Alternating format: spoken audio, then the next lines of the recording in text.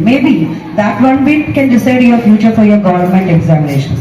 Isn't it? Aditya College is famous for its placements especially. So I thought to go with this language only. I hope questioning for your rights. No need to know anything. Is it my right or not? What is this right? On which law I should question it? Is there any article on it or not? The article is upheld. Basic thing, when you feel uncomfortable with anything, try to question on it.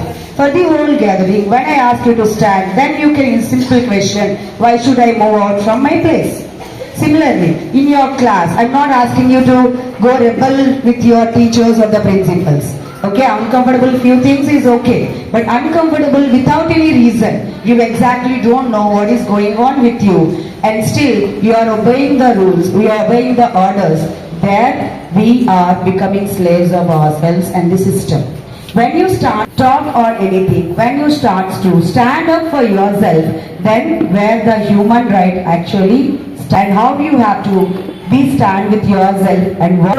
So if you want to get it means, first you need to stand for yourself. That's what the basic right you all should have. Have something in your mind and courage to question them.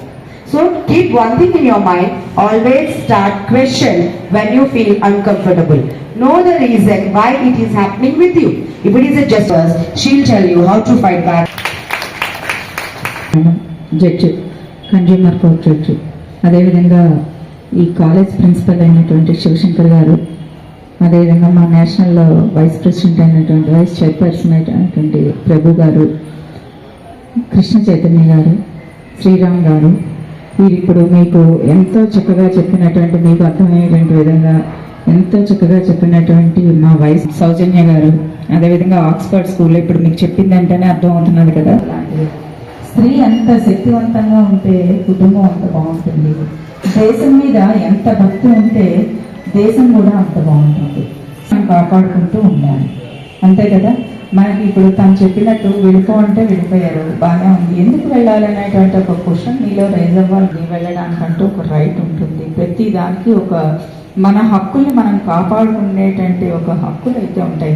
ఇది 1948 అంటే రెండవ ప్రపంచ యుద్ధం తర్వాత 1948లో UNO, మన United national organisation, అంతర్జాతీయ సమితి ప్రతి మనిషికి కూడా కొన్ని హక్కులు ఉండాలనేటువంటి ఉద్దేశంతో 30 దేశాలు సైన్ చేసినప్పుడు మన ఇండియా కూడా అక్కడ అదేవిధంగా సైన్ చేసింది.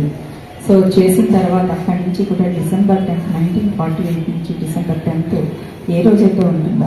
సో ముఖ్యంగా ఈరోజు స్టూడెంట్స్, కాలేజ్ స్టూడెంట్స్ దగ్గర మేము చెప్పాల్సినటువంటి అవసరం ఏంటంటే, సో మీకు ఎన్నో రకాలుగా త్యాగాలు చేసి సాక్రిఫైజెస్ చేస్తేనే మీరు ఈరోజు ఇక్కడ కూర్చోబోతున్నారు, అంతే కదా. ఇంత మంచి కాలేజ్లో ఇంత మంచి పరుచుకుంటూ ఎంత చక్కగా మీరు చదువుకుని మీ భవిష్యత్తును మీరు కాపాడుకోవడానికి ఎంత ముఖ్యమో మనకి మానవుడు ఖచ్చితంగా మన మనిషి జెండర్ ఈక్వాలిటీలో చూసినట్లయితే ఏ జెండర్ అయినా సరే మన హక్కుల్ని మనం కాపాడుకుంటున్నాం, అది మిస్యూజ్ చేసుకోకుండా కాపాడుకోవాలి. ఇప్పుడు చాలా జరుగుతున్నాయి, ఉమెన్ మీద ఎన్ని అబ్యూజెస్ జరుగుతున్నాయో అందరికీ తెలుసు, ఉమెన్ అబ్యూజెస్ అని.